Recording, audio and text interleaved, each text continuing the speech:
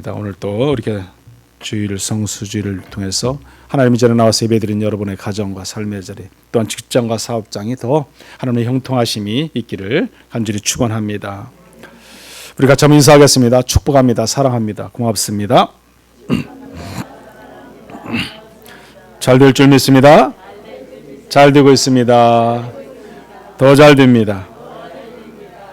아멘. 제가 늘 2년마다 한 번씩 이 제목으로 설교를 하거든요. 정직에 대한 설교를 합니다. 거짓과 정직에 대한 설교를 한 번씩 꼭 하는데 18년도도 했고 20년도도 했고 오늘은 또 올해 또 22년도잖아요. 항상 제가 좀 앞쪽에 하는데 올해는 좀 후미 쪽으로 왔어요. 뒤쪽으로 이렇게 또 오늘 본문의 말씀 또 통해서 또 이 정직에 대한 설교를 또 하고자 합니다. 사람에게는 인격이라는 것이 있어요. 그 인격이라는 것이 여러 가지 조건이 이제 구비되어야만이 그 인격이 형성되어지고 나아가게 되어 있습니다.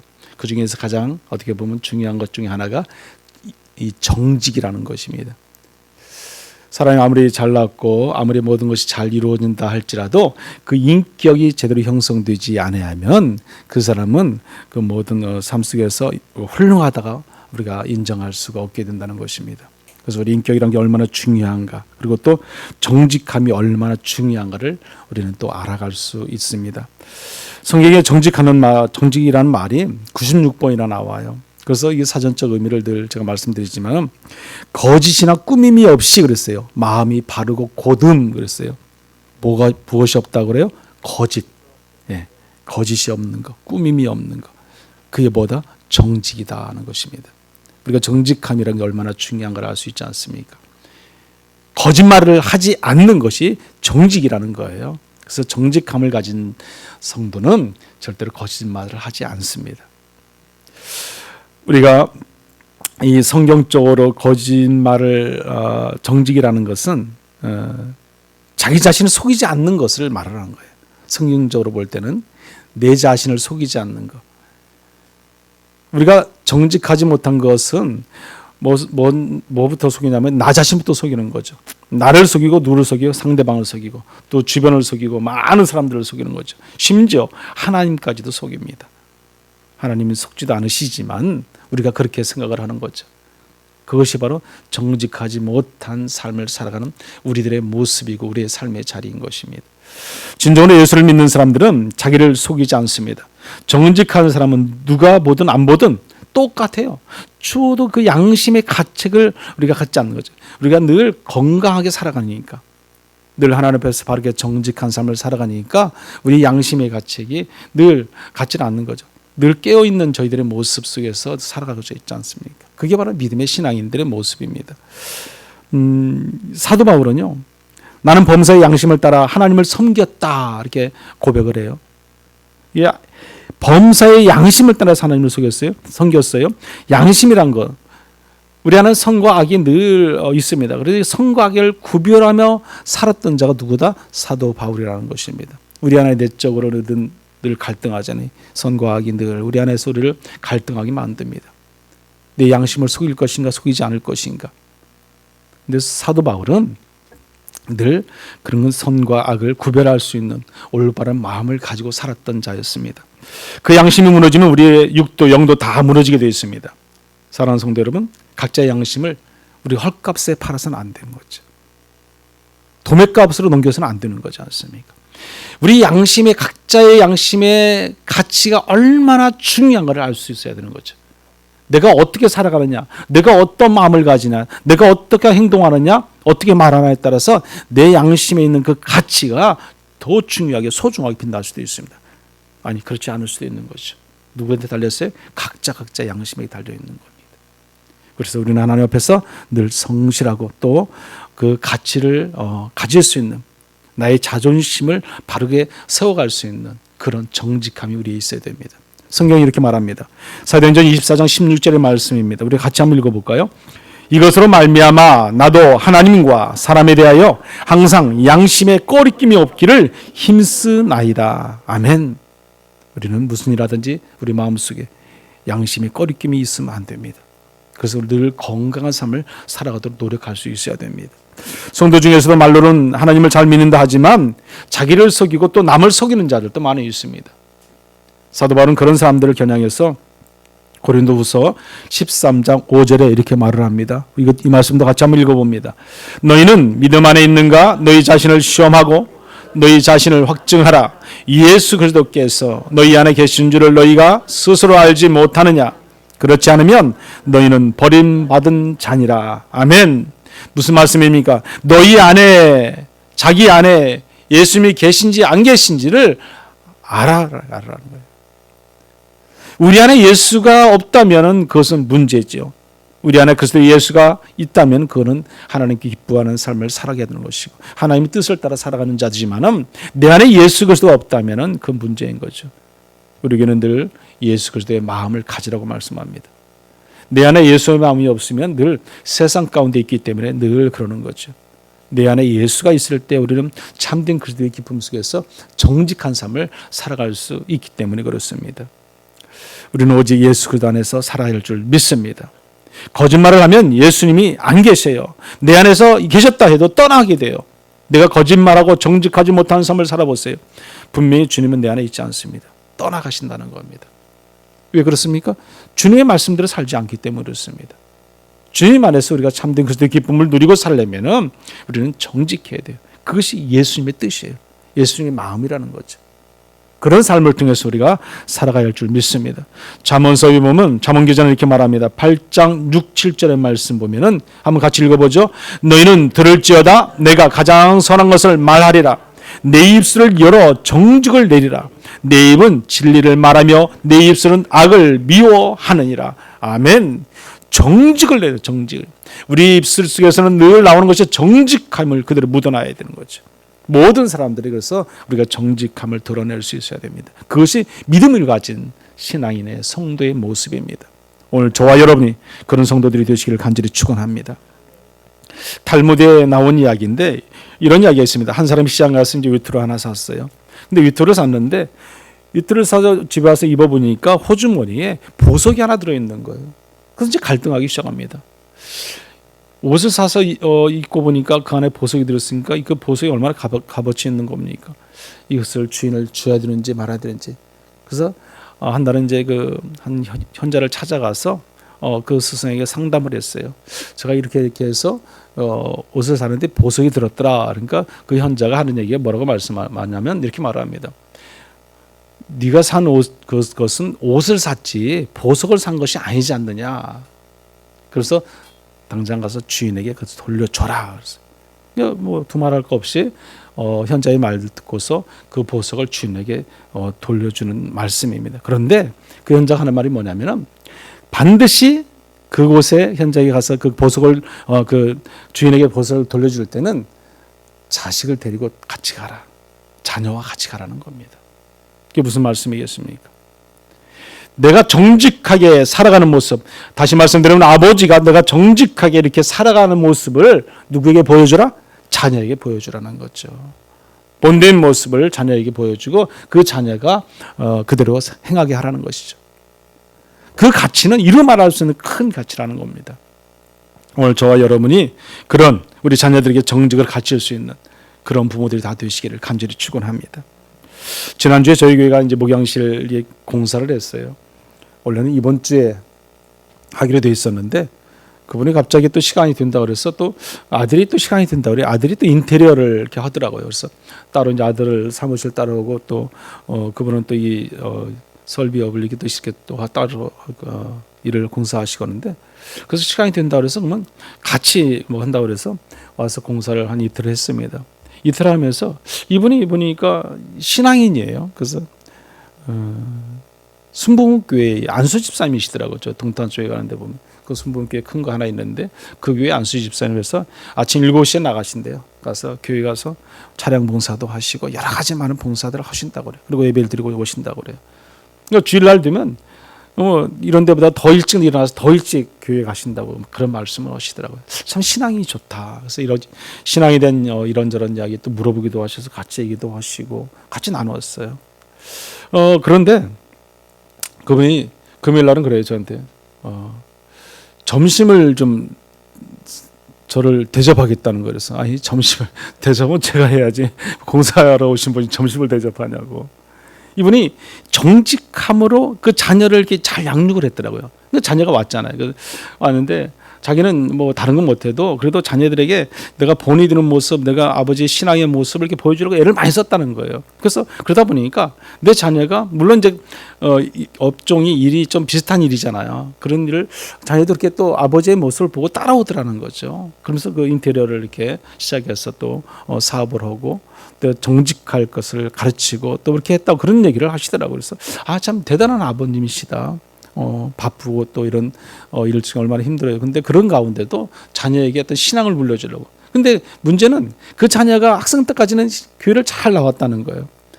그러더니 군대 갔다고 청년부터는 교회를 안 나온다는 거예요. 지금 뭐 37살의 격인데 이제 결혼도 해서 아이도 둘이나 있고 그런데 아이도 교회를 안 나간다는 거죠. 그러면서 저보고 그래요. 목사님, 저랑 같이 이렇게 식당에 같이 이제 자녀랑 가서 있을 때 기도 한번 해달라고. 참 대단한 분이다. 제가 그런 생각을 했어요.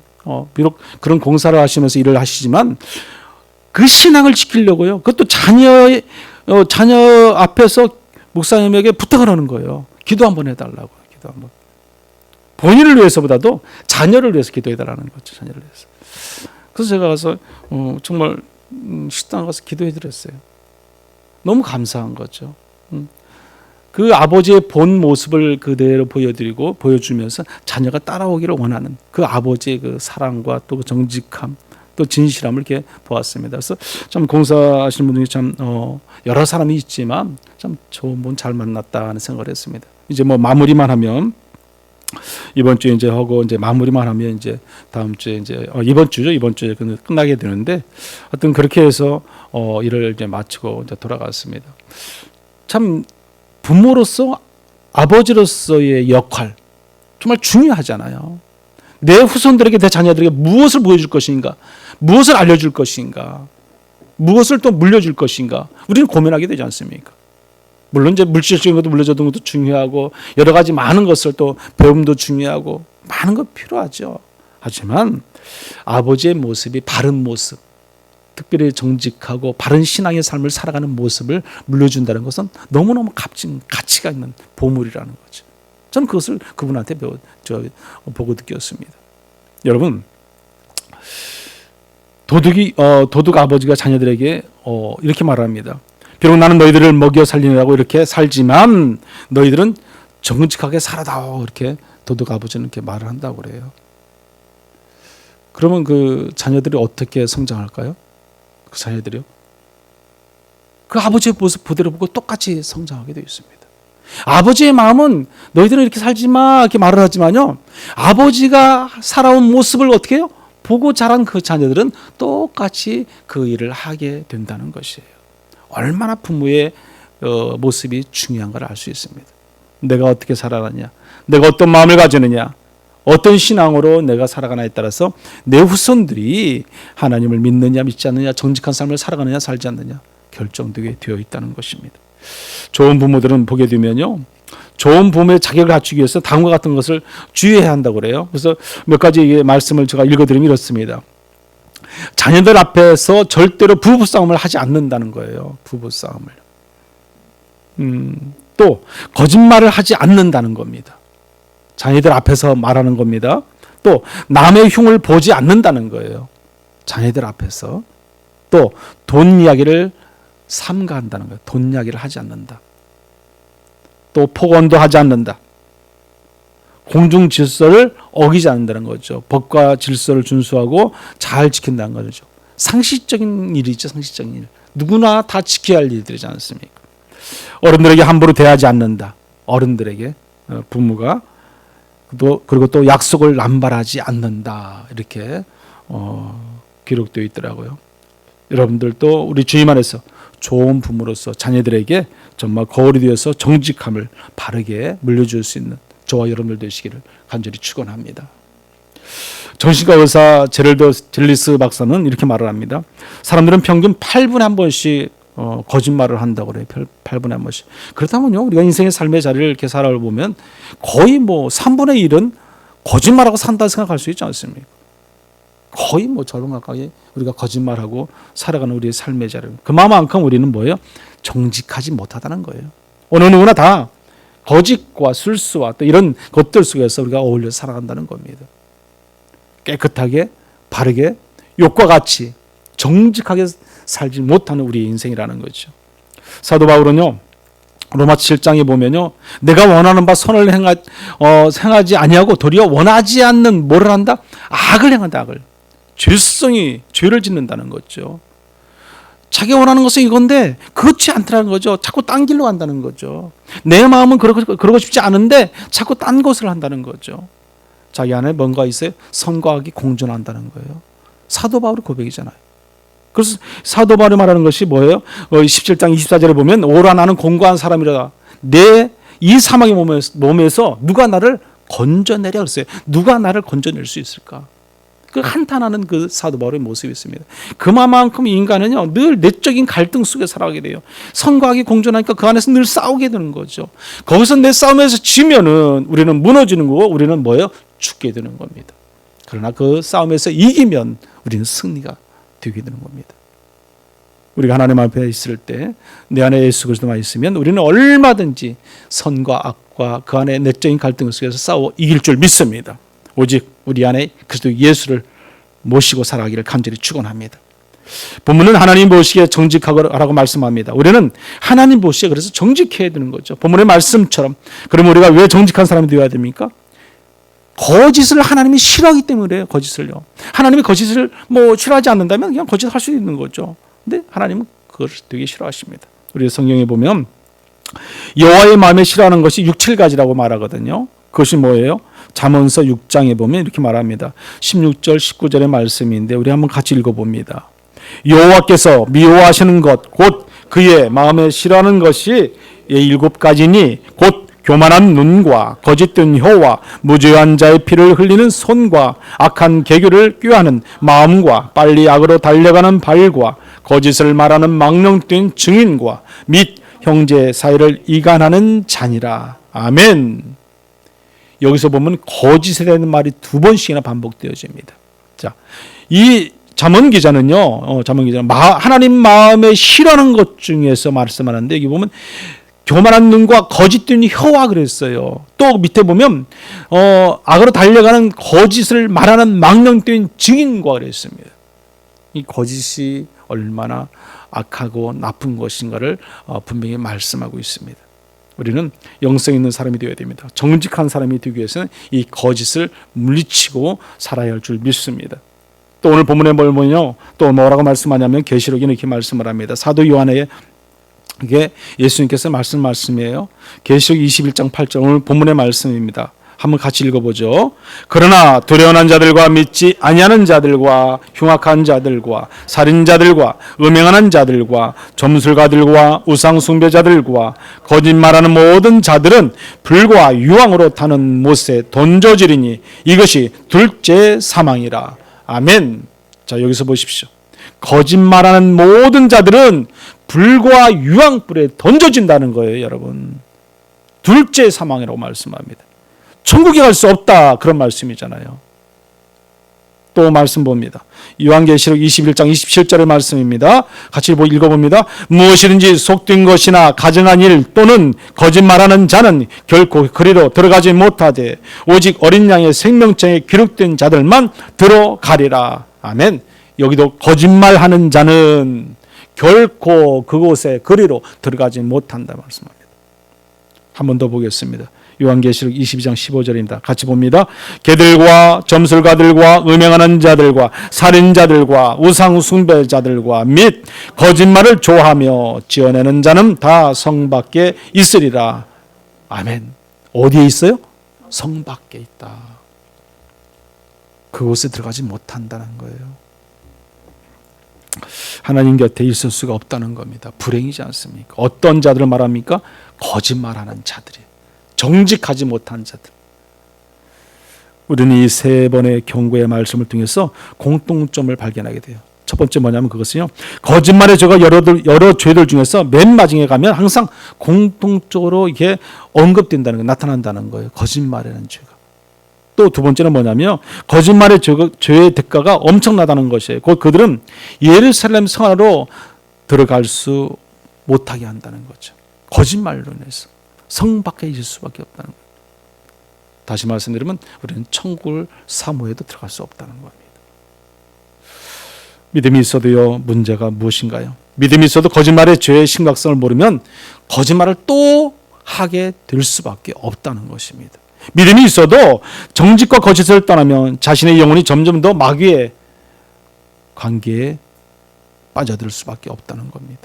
믿음이 있어도 예수님의 최종적인 경고가 거짓 증거라는 죄를 것을 심각하게 받아들이지 않으면 우리는 결국에는 갈 곳이 지옥에 떨어질 수밖에 없다는 겁니다. 그러면 우리들은 그날의 심판을 기억하면서 거짓말을 하지 말아야 됩니다. 우리는 말을 할 때나 증거할 때는 오직 진실만을 말해야 돼. 정직함을 말해야 되고 거짓 없음을 말해야 되는 것이죠. 그것이 하나님께서 우리에게 원하신 뜻이라는 것입니다.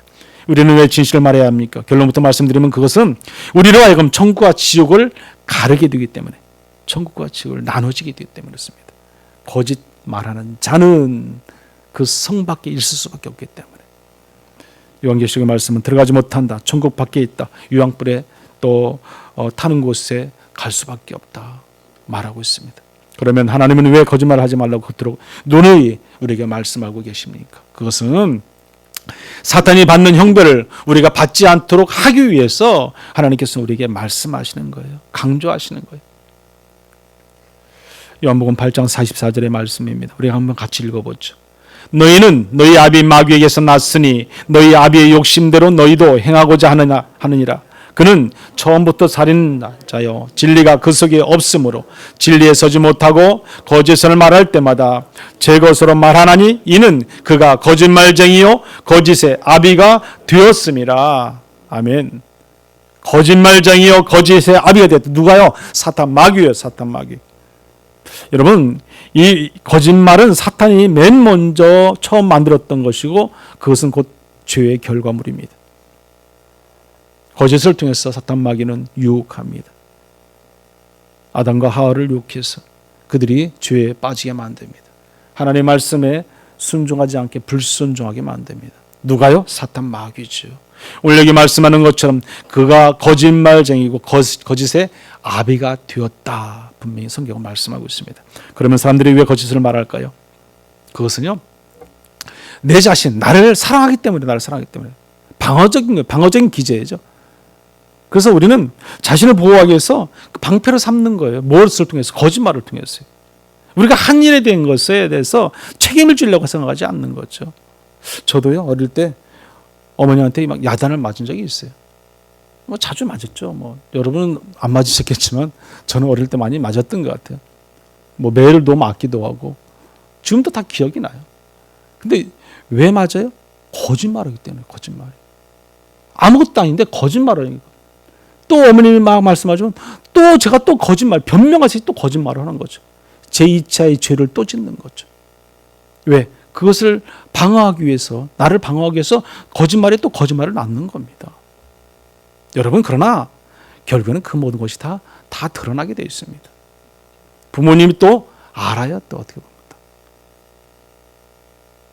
그래서 매를 맞는 거예요. 전 그래서 맞기도 하고요. 야단도 맞아보게 되었어요. 왜 그렇습니까? 우리가 부모를 속이고 하나님을 속이기 때문에 그런 거죠. 그러나 부모는 속일 수 있을지 몰라도 하나님은 절대로 속일 수 없어요. 여러분, 그거 알아야 되는 겁니다.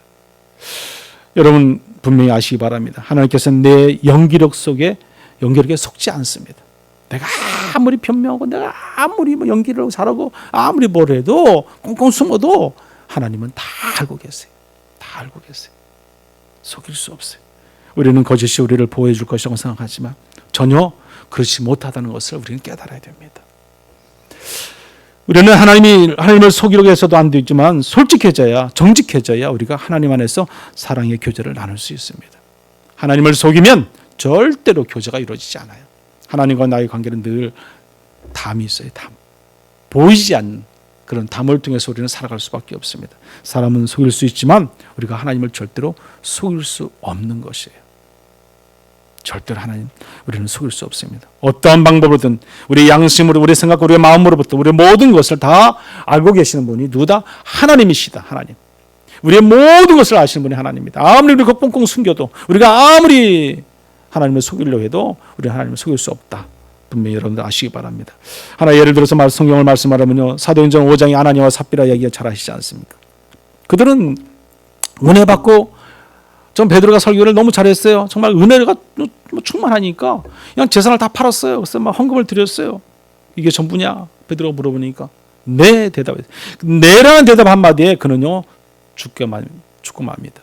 왜 그렇습니까? 하나님을 속였어요. 성경 한번 볼까요? 사도행전 5장 3절입니다. 우리 한번 같이 읽어보겠습니다. 베드로가 이르되 아나니아야 어찌하여 사탄이 내 마음에 가득하여 내가 성령을 속이고 빵값 얼마를 감추었느냐. 아멘. 사탄이 내 마음속에 가득하여 그랬어요. 사탄이 내 마음속에 가득하니까 누굴 속였어요? 성령을 속였어요. 하나님을 속였다는 거죠. 사람을 속일 수 있어요. 얼마든지 속일 수 있어요. 그러나 성령 하나님을 속일 수 없어요, 여러분. 그래서 죽었어요. 그래서 죽어요. 간단하잖아요, 여러분. 사람은 속일 수 있습니다. 사기도 칠 수 있습니다. 그러나 하나님은 속일 수 없는 거죠. 하나님을 속이니까 그 자리에서 즉사할 수밖에 없는 겁니다. 그 안에도 마찬가지입니다. 사도행전 5장 4절 그 후미에 보면 이런 말씀이 있어요. 사람에게 거짓말하는 것이 아니요 그랬어요. 사람에게 거짓말하는 것이 아니요. 누구에게? 하나님께로다. 하나님께. 우리가 하나님께 거짓말하면 우리는 반드시 그에 대한 대가를 지불받을 수밖에 없습니다. 여러분, 거짓말하지 마시기 바랍니다. 우리는 하나님을 속일 수 없어요. 어떤 경우도 하나님 속일 수 없습니다. 그래서 정직해야 돼요. 정직한 신앙, 정직한 믿음이 있을 때 우리는 하나님 앞에 나올 수 있습니다. 그래서 우리의 모든 허물과 죄를 하나님께 내려놓으면 돼요. 다 고백하면 돼요. 회개하면 하나님이 다 용서해 주시고 깨끗게 하시고 정결케 하실 줄 믿습니다. 우리는 정직해야 합니다. 거짓이 있어서는 안 됩니다. 특히 하나님 믿는 믿음의 성도는 정직해야 돼요. 우리가 정직해도 되고 정직하지 않아도 되고 그것이 아니에요. 여러분, 무조건 정직해야 돼요. 그리고 무조건 거짓말하면 안 돼요. 정직하지 못한 삶을 살면 안 됩니다. 우리 마음에 앞에서 말씀드렸지만 양심이 꺼리낌이 있다. 뭔가 조금이라도 내 안에 꺼리낌이 있다 그러면요, 그것은 아닌 거예요. 아닌 거예요. 무슨 말씀인지 이해되십니까? 그것은 잘못된 거라는 거죠. 그것을 하면 안 된다는 거예요. 조금이라도 내 마음에 뭔가 꺼리낌이 있어 다시 한번 나를 돌아보게 하고 생각하고 다시 한번 내가 뭔가를 판단하게 한다? 그것은요, 하나님께서 원하시는 것이 아니라는 겁니다. 무슨 말인지 아시겠습니까? 정직하지 못한 거라는 거죠. 그러면 하지 마세요. 과감하게 내려놓으세요. 내가 손해가 본다고 생각해도 내려놓으세요. 그것이 하나님의 말씀에 순종하는 삶인 줄 믿습니다. 제가 예전에도 말씀드렸지만 저는 지금도 저는 대신중학교를 나오는데 서대문에 있는 그 대신중학교 3학년 대신 다른 분들은 제가 한 번도 생각이 안 나요. 선생님들 이름도 생각이 안 나 하나도요. 지금 46년이 됐으니까요. 근데 그 오동춘 선생님은 지금도 기억이 나요. 그 지금 물뜬물뜬 한 번씩 그분이 기억나. 지금 이제 돌아가셨겠지만요. 그분이 늘 그분이 그 세 가지 제가 예전에도 있었다고 그랬잖아요. 그 세 가지가 뭐냐면 뼈 있게 살자, 빚 있게 살자, 거짓 없이 살자예요. 그러면 자 학교 파할 때 되면요, 딱 이제 자 그분 시작 그러면 그냥 뼈 있게 살자, 거짓 없이 살자, 빚 있게 그 세 가지를 늘 다 외쳐야만이 가는 거예요. 그거 안 외치면 보내주질 않아요. 근데 그분이 아주 신앙이 신실하신 분이었어요. 제가 어릴 때인데, 저도 중학교 3학년인데 그 상황이 그때 저도 워낙 신앙이 제가 믿음이 그때 좋아서요. 학교 끝나면 서대문 그 사거리에 보면 순복음교회가 하나 있었어요. 지금은 아니지만 그 순복음교회 시초가 거기에요. 거기서 이렇게 교회가 이제 세워져서 크게 성장해서 나가는데 그 순복음교회 거기 있을 때 그 교회 가서 늘 학교 끝나고 가서 기도하고 한 40분씩 기도하고 집에 들어갔거든요. 학교에서도 거기 오는데도 한 15분, 20분이 걸리는데도 꼭 걸어가서 거기 가서 기도하고 이제 집에 갈 정도로 중학교 때 그런 신앙이 제가 있었어요. 근데 그 선생님이 그렇게 하니까 선생님이 너무 그냥 참 본이 되는 거죠. 그래서 정직하라 그러면서 늘 그렇게 거짓 없이 살아야 된다. 거짓에 대해서 그분은 특히 강조를 많이 했어요. 거짓말하면 안 돼. 그리고 학급에 누가 거짓말했던 속이잖아요. 그러면 반드시 매를 맞았어요. 그분은 매를 어디 때리면 손바닥을 때려요. 손바닥에. 손바닥을 때렸어요. 그만큼 중요하기 때문에 그분도 강조하면서 그렇게 가르쳤던 것이죠. 저는 그분을 그래서 잊지 못합니다. 여러분, 우리가 살다 보면요, 정직하면 손해본다는 그런 말도 있잖아요. 손해봅니다, 사실. 저도 손해봐요. 정직한 사람들이 손해보게 되어 있습니다. 여러분, 그 캐나다 오지 인디안 마을로 들어간 성공한 기업가가 있어요. 그 사람이 누구냐면 희망이 없던 원주민들에게 삶의 변화를 주고 그들이 그것에 살 수 있도록 그 송이버섯, 우리나라도 송이버섯이 있잖아요. 그 송이버섯을 이렇게 따서 그걸 판매할 수 있도록 어떤 비즈니스를 통해서 뭐 이렇게 어떤 그 대가를 집어달 수 있도록 그 길을 막 열어준 분이 있어요. 누구냐면 그분이 이분이에요. 김진수 씨라고 그래서 김진수 씨. 이분이 이제 쓴 책이 있어요. 선한 영향력이라는 책이 있어요. 선한 영향력. 그 책에 보면 이렇게 정직에 대한 말을 써놨는데 이렇게 말을 써놨습니다. 제가 좀만 이제 읽어드리겠습니다. 남을 속이지 않는 것이 아니다. 정직이란 나만 알고 있고 상대방이 모르고 있는 것을 상대방의 입장에서 해주는 것이다. 그런데 왜 정직하지 못할까? 정직하면 손해본다는 생각이 있기 때문이다. 사실상 손해맞다.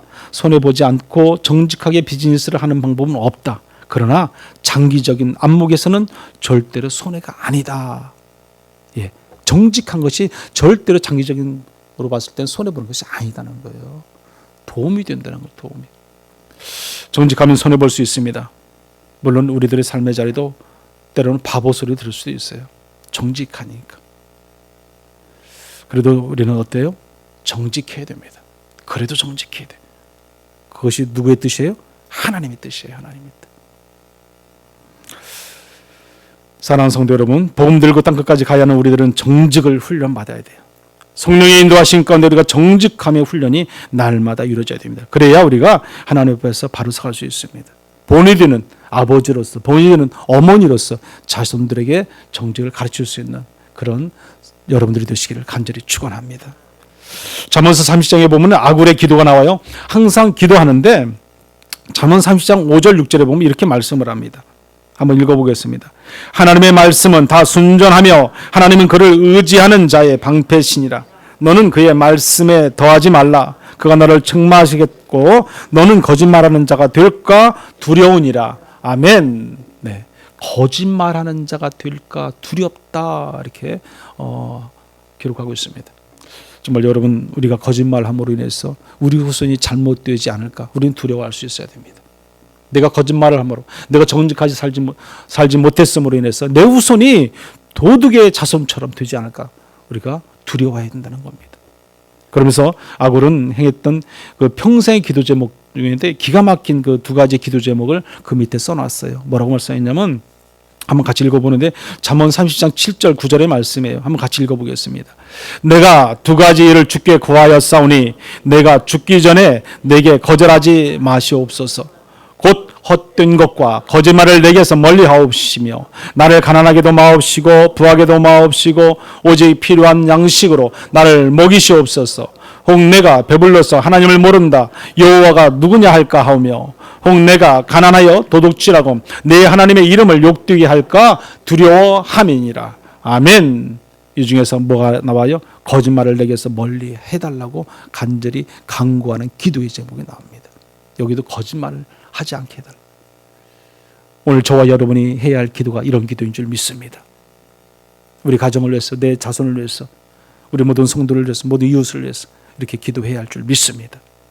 오늘 본문의 말씀 신명기 6장 18절 19절 말씀도 한번 같이 더 읽어보겠습니다. 우리 같이 한번 읽어봅니다.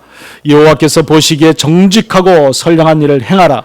그리하면 내가 복을 받고 그 땅에 들어가서 여호와께서 모든 대적을 내 앞에서 쫓아내시겠다고 내 조상들에게 맹세하신 아름다운 땅을 차지하리니 여호와의 말씀과 같으니라. 아멘. 정직한 자에게는 뭐가 있다? 복이 있다 말씀합니다. 복이 있다. 어떤 복이겠습니까? 하나님이 함께 하시는 복이에요.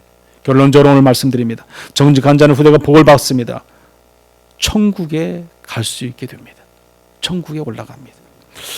우리 시편 기자는 시편 112편에 보면 이런 말씀을 해요.